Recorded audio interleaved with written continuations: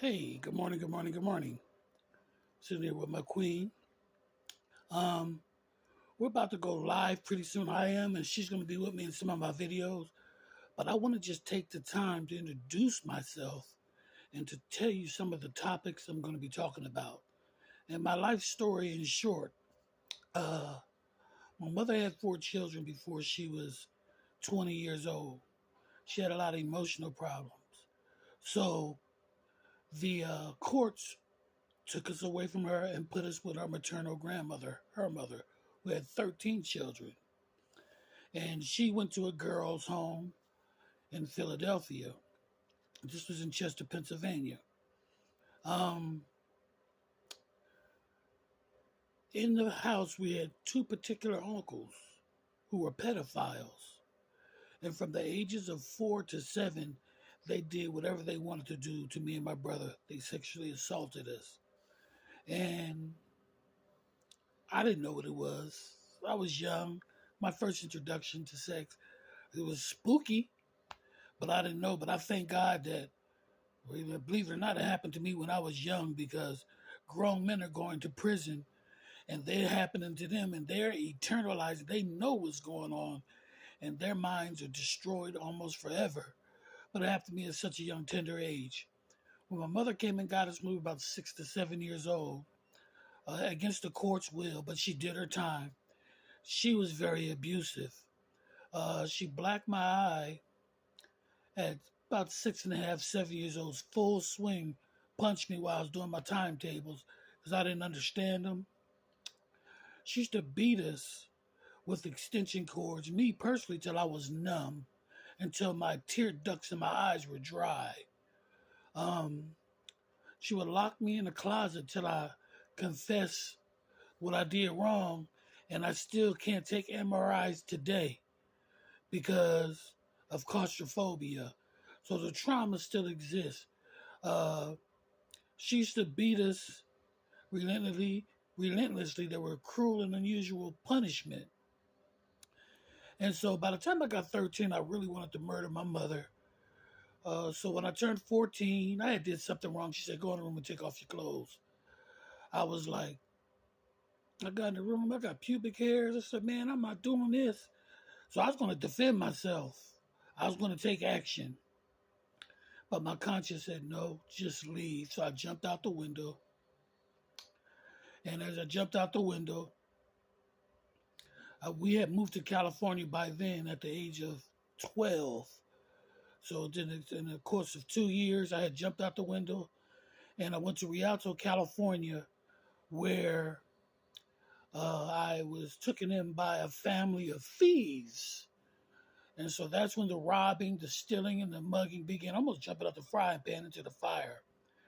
But uh, I was in the first Crip gang in Rialto, California, called the Playboy Supreme, which started at Eisenhower High School. We were suburban Crips in 1978. Crippin had not came from LA yet. So as it starts going from west to east, to eventually across the country, we were the first generation recipients of gangbanging that came to the suburbs of LA in 1978. And so I gangbanged, even with a Crip mentality clear into my 20s, just a mentality, period. Sometimes I believe it never leaves, but you're just not affiliated. But by the time I was 16 years old, the courts, I was ward of the court because I was in and out of foster care, in and out of juvenile detentions. And so the courts emancipated me and deemed me incorrigible.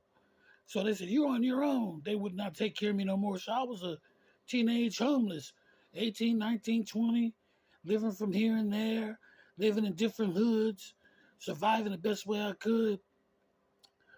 So I started to try to make a change when I was 20 because I was heavily on drugs, all type of drugs. And so I uh, I left California. I was on probation, summary probation. I was under secret indictment, and I knew eventually they were going to catch up with me. So I just shook the spot. I left on the radar. They didn't know where I went. I came to Huntsville, Alabama, where I met my queen. And when I met her, boy, I knew that if I went to jail for 20 years, I tell her, baby, I'll be back in 20. She wasn't going to wait for me, so I had to put that act right on. She gave me something to live for. I had 3 children with her. And we started our lives as married couples in 1988. Um, about 4 years into the marriage, I had 2 boys by then, and I was still on the run from the police. I got tired of living through my rear view window. So I went to this church with her. It was a tent meeting, and a preacher was preaching. He was sounding real street like, and I was feeling him. So I walked down, gave my heart to the Lord, and I told him, man, I'm on the run from the police. I got warrants for my arrest. I need prayer. He said, I'm going to pray for you, but you got to turn yourself in. I was like, nah, I didn't want to hear that. That's not what I wanted to hear. He said, but you're going to have to do that. So we got home, and my wife told me, she said, why don't you write the judge? I was like, voila. So I wrote the judge, but I gave her aunt's address just in case they try to come extradite me. They wouldn't be able to find me. I wrote, Dear Your Honor, Judge Arden of Redlands Criminal Court, Redlands, California. I said, I've thrown myself on the mercy of the court. I've got married. I found Jesus. I got 3 kids. What can I do to rectify this? I really want to fix this problem. 3 months later, it came to my aunt's house a letter from Redlands Criminal Court. And it started with, Dear son, I'm glad you found Jesus. I'm glad you got married. I'm glad that you have 3 children. Pay $8,000 and you have a lifetime ban from this city. Don't ever come back to my city again. And you have a good life. And we were reading this, and her aunt was listening to it in the background. She was like, that's a testimony. I was like, what you mean? I got to testify in court? No. She said, that's a testimony. She wrote that $8,000 check out right there, and I was free. Now, I ain't say I was clean all the way. You know, I took my little penitentiary chances buying my little weed, but I was not robbing, stealing. I wasn't doing nothing like that no more. So later on, the Lord eventually grabbed a hold of me. I became a pastor. But because of my testimony as a pastor of sexual assault and abuse and physical abuse, spiritual abuse, mental abuse, it didn't settle with most pastors because most of these pastors were sexual deviants and they were pedophiles. So every time I go to a high school or speak at a church, a child would come forth and say, he did it to me. My uncle did it to me. Somebody would go to jail after I speak to a school.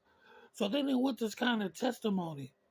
And so we're going to be touching bases on all the abuses. We're going to be touching bases on how to recover, because I did get counseling, steps to take to deal with trauma.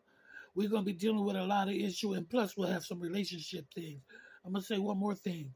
I used to be a pop locker, and I showed the old dude how to pop. He said, man, we used to do that. That was the ball and chain. And so every generation, they did it, the same thing we did, but it was just in a different style and different song. Well, we're in a generation now that we haven't done this before. We didn't have computers. We didn't have all this information where young people can push a button and get anything they want. We're in uncharted waters now. And so we have to use innovative ways and different ways, because it's always not going to matter to be able to reach the world. So you guys pray for us as we launch into the deep. And may God bless you. And we're praying for you, and the messenger's praying for you, okay? Y'all have a good morning.